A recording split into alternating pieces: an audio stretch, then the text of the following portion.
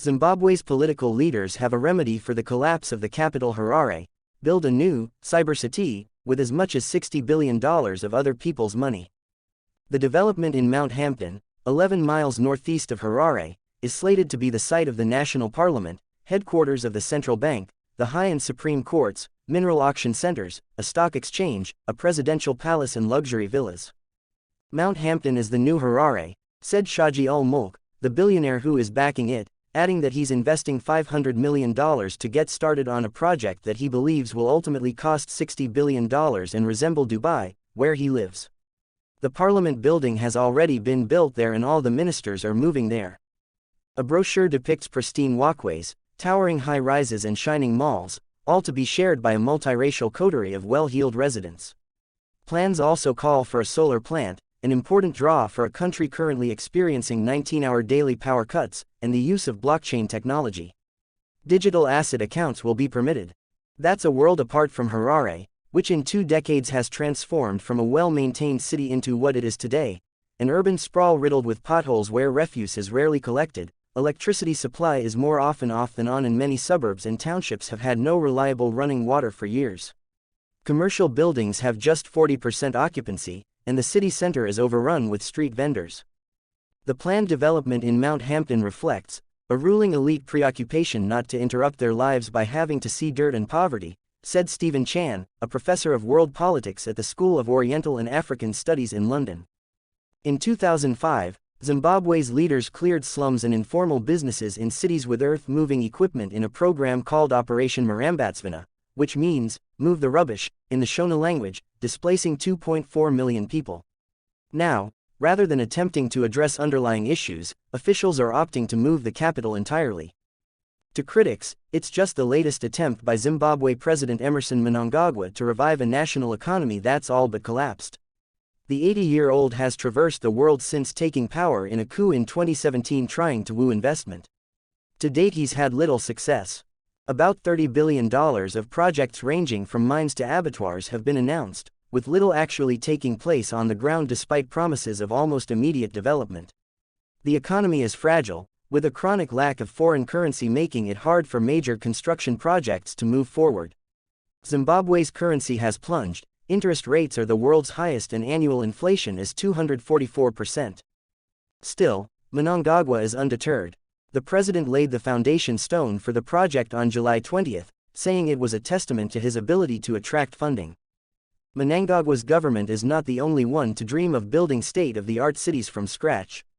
Saudi Arabia's Crown Prince Mohammed bin Salman has a $500 billion plan for a futuristic city called Neom, and Indonesia's President Joko Widodo is pushing the construction of a new capital known as Nusantara at an estimated cost of $34 billion. Still, for Zimbabwe, roiled by economic and political turmoil over the last 2 decades, the challenges are huge. The country can't earn enough foreign exchange to fund the imports of food and fuel it needs and is locked out of international capital markets because it can't service $13 billion in external debt. There is a concerning lack of detail on terms for the investments in Mount Hampton, and no plans have been presented to Zimbabwe's parliament for approval, said Tendai Biti, a leading opposition member and former finance minister. They are busy mortgaging Zimbabwe, he said of the government. The development has attracted the interest of China, whose ties with Zimbabwe date back to its support for the African country's liberation struggle in which Mnangagwa fought. China built the new parliament building in Mount Hampton at a cost of $140 million as a gift to Zimbabwe. It was officially opened on November 23 by Mnangagwa. His finance minister, Mthuli Ncube, delivered the 2023 national budget there the following day. Local government deputy minister Marion Chambo, whose department oversees municipalities, said in a response to written queries that the cyber city is attracting interest from commercial, retail and industrial investors without naming them. Ul-Mulk said Zimbabwe's largest bank, CBZ Holdings Limited, has made $100 million in financing for the development available. CBZ declined to comment. The development offers investors a 5-year holiday from paying company tax, a lower income tax burden for workers and expedited immigration permits for foreign staff, according to the brochure that contains quotes from and photographs of Mnangagwa. At least 12% of 250 luxury villas to be built in an initial stage have already been bought in advance, according to Ul-Mulk. He provided no further details on the identity of the buyers but said the development is aimed at providing housing costing more than $500,000 a unit. Zimbabwe's annual per capita income is $1,737, according to the World Bank. If the development goes ahead, Harare is likely to face further declines. The city was founded in 1890 as Salisbury by the Pioneer Column, a group of mercenaries sent north by South Africa-based businessman and politician Cecil John Rhodes' British South Africa Company to conquer an area assumed to be rich in gold. It was built to cater for a population of 200,000 white settlers but today houses 1.6 million people.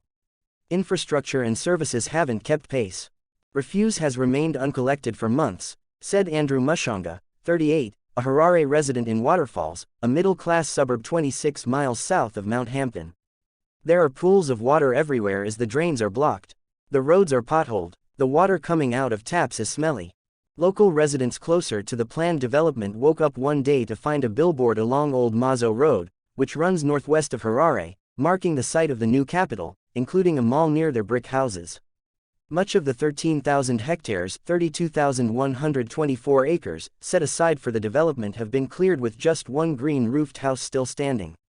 The property's owner declined to comment.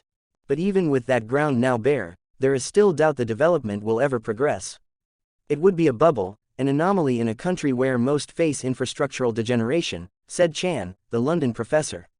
It's unlikely, even in a country with the warped priorities of Zimbabwe, ever to be built.